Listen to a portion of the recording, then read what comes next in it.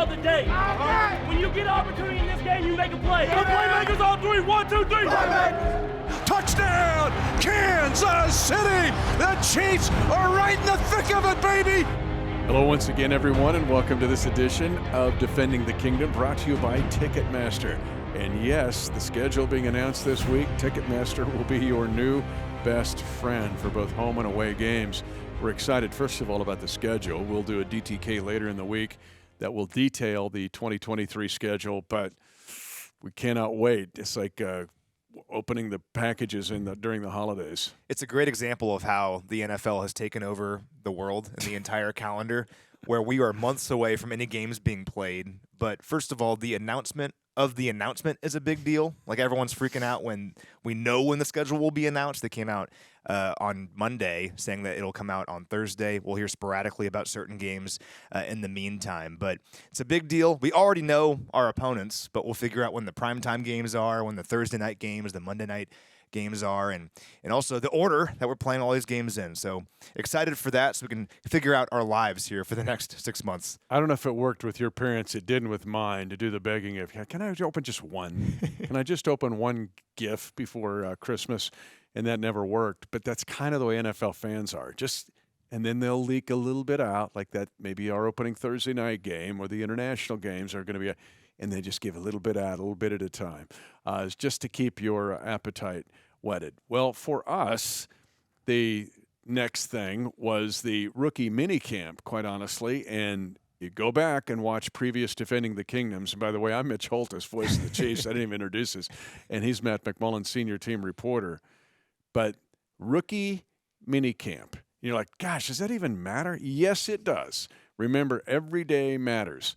We'll get into that and what, especially dealing with the undrafted rookie free agents, where the Chiefs have a great history of great UDFAs that have become awesome players, some of the best in franchise history. We'll get into that in a second, but before we do so, let's go around the world, our rookie minicamp edition, our UDFA edition of Around the World. Yeah, this will be a big-time nerd episode. Just brace yourself now. This is nerd. If you truly love football, you'll enjoy this episode. I was talking about rookie minicamp here in May. But first, let's go around the world. I have 6 today. People around the world listening to DTK. We have Susan in Amarillo, Texas. For Brian Cook? For Brian Cook. Perfect. We have Susan in Amarillo, Texas. I think that's our first Amarillo listener. Ben is in Shinfield, Essex, United Kingdom. Yeah. Jack is in Madera Ranchos, California. You got me on that one, buddy. Yeah. Shout out to Jack. Penny is in Calhoun, Missouri. You know where that is? I don't. I'll figure that out now. Okay. Give me a little time. Joe's in Tucson, Arizona. Preston is in Waverly, Iowa. And a bonus, we have an update on where Denver, Iowa is. Remember last week we were trying to figure out where Denver, Iowa was? Well, it's just north of Waterloo. Ah. Yeah, a town of 2,000 people. You probably like it a lot. I love those small towns. That's Packer country, though. You get north of Waterloo. You're up in there in that northeastern part of Iowa. A lot of Packer country, but thank you for representing the Chiefs Kingdom, and be close when the Chiefs play the Packers in whatever week that would be when the Chiefs go to play at Lambeau Field again against Green Bay. And now, what is it, Calhoun, Missouri? Calhoun, Missouri, yeah. That's the homework. My phone's going to be blowing up, Penny, with all the folks. You don't know where Calhoun, Missouri is? So thank you for the geography lesson, but love it when we go around the world. And honestly love it when we get to nerd out on rookie minicamp and the undrafted free agents. Think about in Chiefs history, guys like Duron Cherry, who was at the rookie dinner on Friday night that I got to MC, and I mentioned there were 9 legends there, former players, including Duron Cherry, and I mentioned all of the UDFAs of the 79 players that were part of rookie minicamp, the 7 draft picks. That's last week's episode. But then the undrafted rookie free agents that were already under contract, and then the tryout guys. That's kind of the 3 levels, and some guys that played last year that could practice early. Guys like Mike Caliendo comes to mind, played center throughout the rookie minicamp. But the undrafted free agents down through history, when you look at it, and even in the Andy Reid era, a guy like Turk Wharton, the pride of Missouri Rolla, the University of Missouri Rolla, and what he has done to help this team win, his incredible play against the Washington Commanders back in 2021. Darrell Williams, part of a Super Bowl championship. Byron Pringle makes the key block on the run to immortality that makes it a touchdown and not a first down. It's the most underrated block in Super Bowl 54. Marcus Kemp, we know what he did. Ron Parker, undrafted free agent. And then Dirty Dan Sorensen, who of these 10 years of Andy Reid being the head coach of the Kansas City Chiefs, you think that Dirty Dan Sorensen was an undrafted free agent, and the big plays that he made to help the Chiefs become a champion and to make this string of 7 straight AFC West titles, Dirty Dan, big part of that.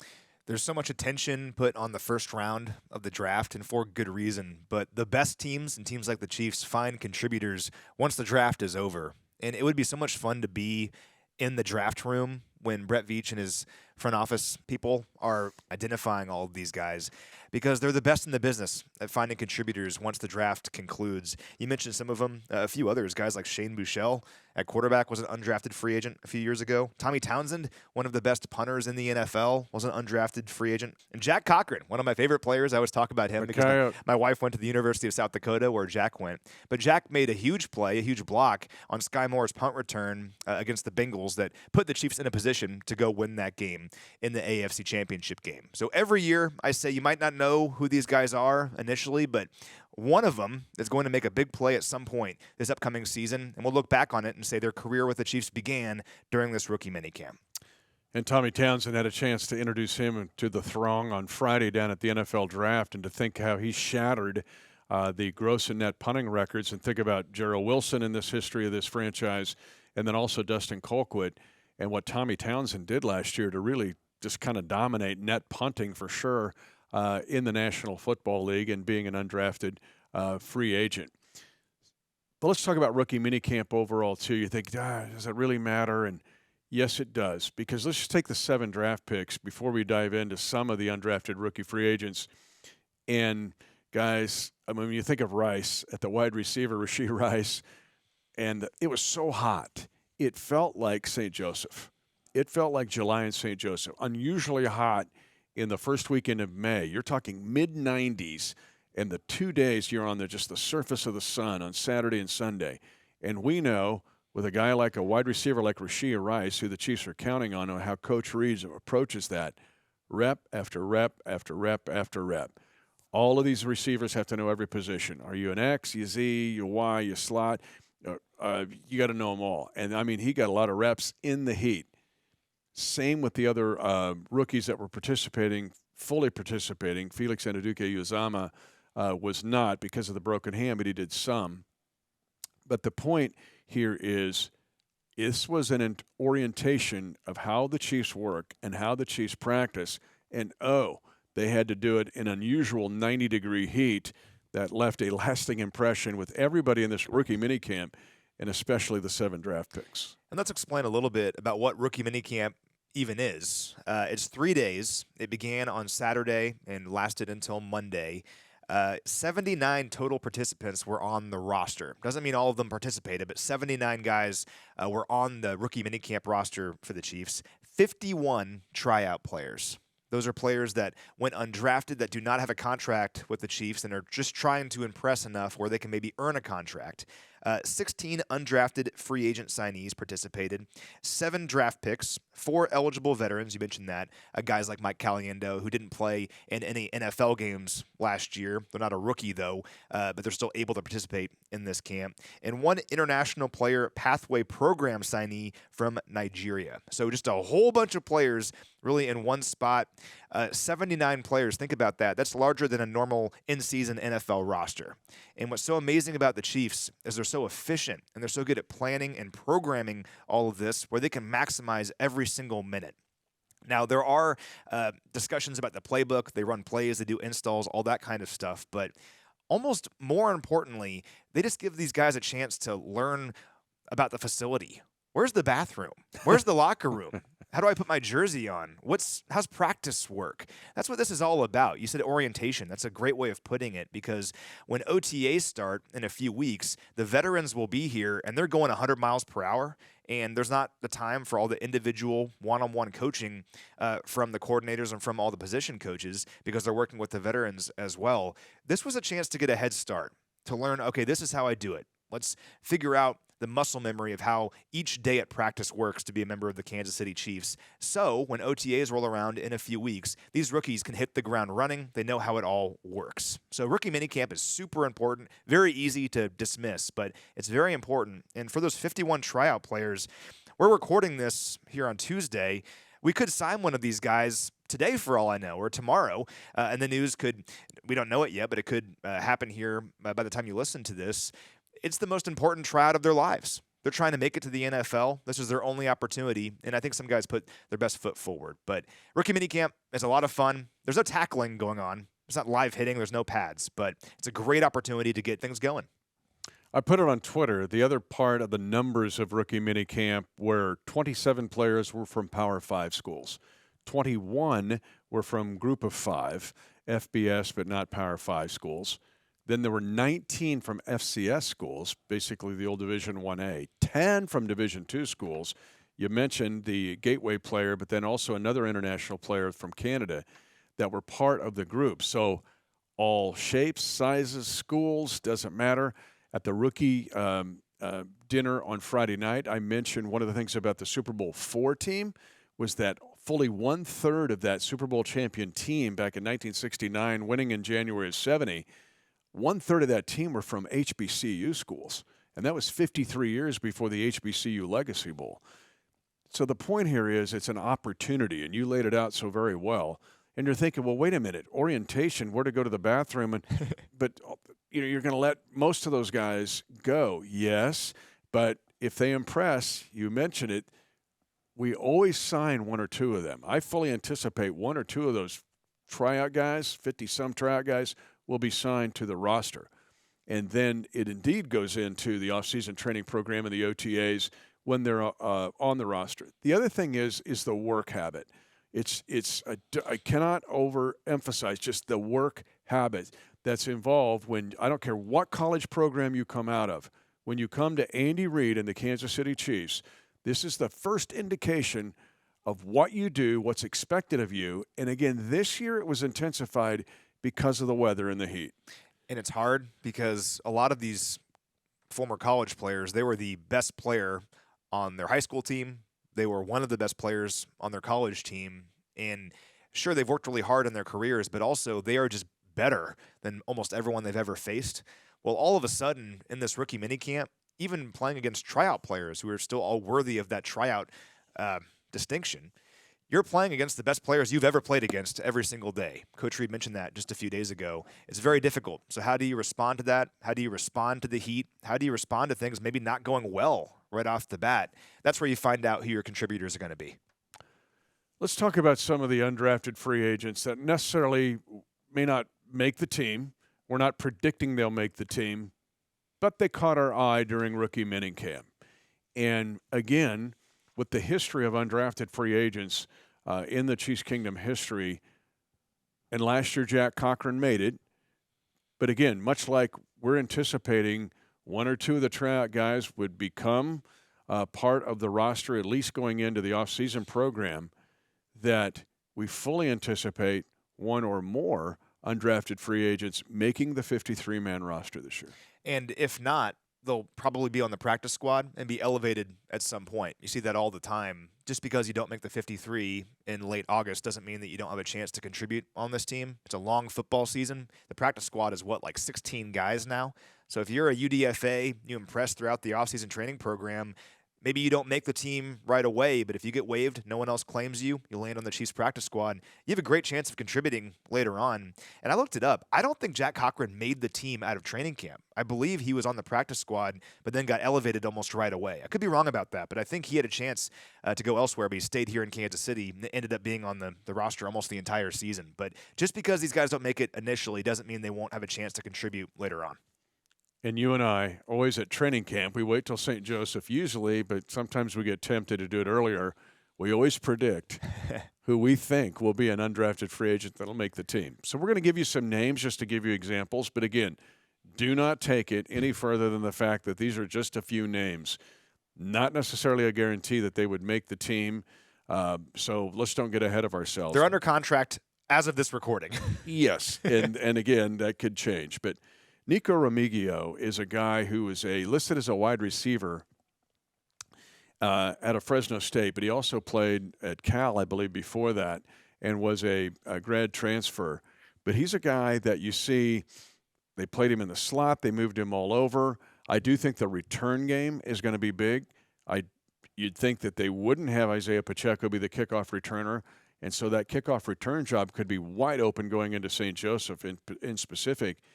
But this is an undrafted free agent, played his final year at Fresno State, that caught our eye during the 3-day rookie minicamp. And if you look at his career, he was mostly a return man, sometimes a slot receiver at Cal, but really just had a tremendous season his 1 year at Fresno State. 74 catches for 852 yards, 6 touchdowns, and 2 punt return touchdowns, which is tied for the most in the FBS. So if you're looking for a player who can kind of take on that role, who can be a punt or a kick returner, who can also contribute on offense, this guy might fit the bill. He was impressive in rookie minicamp, very shifty with a lot of speed. There was one play that stood out to me where it was an underneath route, and the ball was thrown a bit behind him. He adjusted to it on the fly, caught it without breaking stride, and then continued running. That was very impressive for a rookie player, particularly a UDFA trying to make the squad. So impressive stuff from him. Another one that comes to mind of an impressive UDFA in this 3-day rookie minicamp, and one that I think will be garnering attention, is Deneric Prince, the running back out of Tulsa, who's this kind of fullback kind of looking body, big, but he also has a lot of skill. He, too, a potential kick returner. Think of Niall Davis. In fact, he actually wore 34 during rookie minicamp. It was hard not to get the comp. And it happens so often. You put a number on a guy, right, and you start to think about that person and the number that was worn before them. Don't get tricked by the wide receiver from Arizona State wearing 15. That got my wife's eye. It's like, 15, they're giving Patrick. No. It's rookie minicamp. But still, the Prince from Tulsa is also catches your eye just because of his blend of power and finesse and a potential returner. I was at a wedding over the weekend, so I actually missed the first 2 days of rookie minicamp, and Mitch would fill me in. Are you gonna be full? This is full disclosure. Oh, I'm just gonna put it all out there. Okay. And we're at the church for the wedding, and I mean we're kind of in the back, and things were moving along, and I get Mitch's updates on what's happening, and we had talked about how Deneric Prince kind of has the build of Niall Davis, and maybe he could fit that role if he earns that opportunity. And Mitch texts me, "You'll never believe what number Deneric Prince is wearing. He's number 34." And just gives me all these updates. I had a great time at the wedding. It was a lot of fun seeing my friends. But was at this the same during time, the wedding? It was a long wedding. There's a lot going on. It was in the middle of, a transitionary period of, I didn't miss them saying their vows and everything, but I just got to stay updated on what's going on. And you were doing that. I have no shame. My wife was looking at me going, "You've got to be kidding me." Your respect level in the kingdom just went up like 50 notches. It's rookie minicamp. And he's now, those of you who are following this podcast are going, "See, I can do it. Matt did it." Yeah, I give you permission to do that. You got to follow what's going on. Prince is interesting, though. Good size at 6 foot tall, 216 pounds. He ran a 4.4 140 at the combine. That was 4th best among all running backs. And he also had a 10-foot 5-inch broad jump. That was 5th best among all running backs. So has some good size. He's fast. He's explosive. You see that with that broad jump. And he averaged more than 5 yards per carry in each of the last 3 seasons at Tulsa. So I'm very interested in Deneric Prince. Then there's a couple. We're going to throw some linebackers here at you, and people go, how did they not get drafted? Because Cam Jones of Indiana is going to go, or we're going first, a weak side linebacker who could also play the middle. But I saw some stuff. I went back to my pre-draft. I mean, some give him a 3rd-round grade. There was 4th-round grades with Cam, and then he didn't get drafted by anybody. Now, some of it is the 2023 draft, where after the first couple of rounds, maybe the mid-second round, maybe into the 3rd, this was just wide open. Like, I wish I could look at all 32 boards because I think it would be more divergent than in most years. And everybody's just all over the board, no pun intended. But then guys kind of sneak through the cracks. And here's Cam Jones of Indiana, who was impressive. The first play of rookie minicamp, he smells out a screen. Like, his recognition to see the screen was uncanny. And it's one of those plays that just kind of flies off at you, that would fly off the video, but to see it in person. But this is a guy who's a tackle machine at Indiana. He was a leader at Indiana, 2-time captain at Indiana, and he goes undrafted, but someone that merits at least discussion. Now, he got hurt last season. He had a foot injury that basically ended his season. Had it not been for that injury, I'm almost certain he would have been drafted, and I think he would have been drafted like in the 4th or 5th round. I truly believe that, because Dane Brugler from The Athletic, my favorite draft analyst, I read his draft guide like it's the Bible, he had him being drafted in the 5th or 6th round, even with that injury in mind. Because look at his numbers and his production at Indiana. He racked up 208 tackles, 13.5 tackles for loss, 11 passes defensed, 7 sacks, and 5 forced fumbles in 47 career games for the Hoosiers. On his way to a career season. Also last year, through 5 games, he was leading the Big Ten in tackles per game before suffering that season-ending injury. Just a really impressive player, but not just what he does on the field. When he got hurt last year, a lot of guys could have checked out. They could have just been rehabbing on their own, just staying away from the program. Dane Brugler's draft guide mentioned that Cam Jones was on the sideline for every game as an additional coach, even after he had gotten hurt and knew his season was over. And I saw that when he spoke to the media on Monday.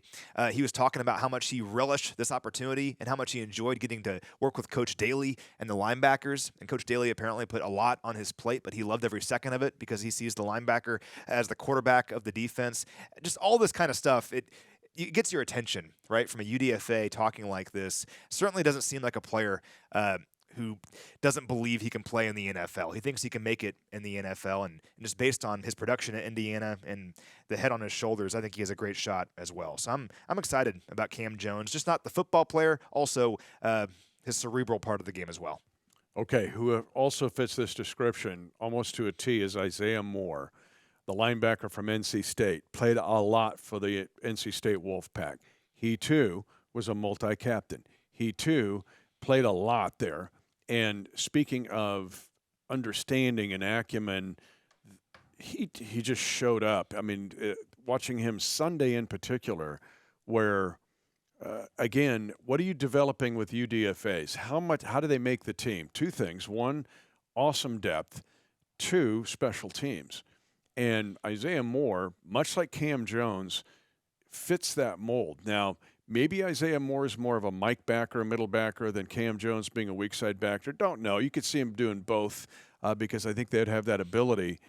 But Isaiah Moore, to me, I didn't know a lot about him coming in, not as much as Cam Jones, but it sure made me start to research him. And I thought, oh, my goodness, this guy was very Cam Jones-ish at NC State when he was leading the way for the Wolfpack defense. And also a lot of production from this guy in college. 55 starts in his college career, team captain in each of the last 3 seasons, 341 tackles in his career. Just a tackle machine, 43.5 tackles for loss, 11.5 sacks, 11 passes defensed for the Wolfpack. Dane Brugler called him a smash-mouth run defender, but he was also pretty impressive in coverage during rookie minicamp because he had an interception on Sunday, per your report, and then when I was watching him on Monday, also had an interception off a tip pass. So Isaiah Moore can do a little bit of everything, and you're right, special teams is kind of where these guys would find their role, especially initially. His skill set would translate to special teams, and he has experience doing that as well. Yeah, that Sunday interception caught my eye, too, because he was defending Rashee Rice, and it's a middle pattern, so to your point, he had to drop, be recognized as coverage, then who's in his area, right? It looked like zone coverage, but then he stayed with the play and actually got a very athletic interception against the Chiefs' second-round wide receiver. But those are just examples. And then I also saw, and you can go into the class of 23 last week, we talked about the draftees, but we're a Shamari Connor, a specific, a B.J. Thompson, and a Nick Jones. And then you add these guys, that special teams, I think, could just be elevated in 2023. In fact, the early take, the too early to give opinion, would be just that. Here in mid-May or close to it, that the Chiefs' special teams is going to be more athletic and more impactful. It's easy to look at special teams and not get excited about it, but the Chiefs have had some of the best special teams units in the NFL every year since Dave Toub got here. And to add young, athletic, versatile players who are trying to earn their opportunity to play on either offense or defense, so they're hungry to show what they can do on the field. They're ready for any opportunity. And if that opportunity is special teams, this special teams unit should thrive because of that. And teams can win or lose games because of their special teams. I mean, look at the Packers a few years ago against the 49ers in the NFC Championship game. If the Packers' special teams was just a little bit better, it wouldn't have been the 49ers advancing. I think it was the divisional round, actually, not the NFC Championship game. But still, the point remains. So special teams are important, and I think not just our draft picks, also the UDFAs that we brought in here have a great chance to contribute on special teams. A few other names just to gloss over here that I think impressed during rookie minicamp. Safety Anthony Cook from Texas. He had an interception on Monday. Defensive end Truman Jones from Harvard was impressive. He had 13 tackles for loss and 6 sacks last season, so an interesting prospect. And there's also a few local guys that were here in town for rookie minicamp that were under contract and are UDFAs as of this recording. Safety Martez Manuel from Mizzou was in this camp as an undrafted free agent signee.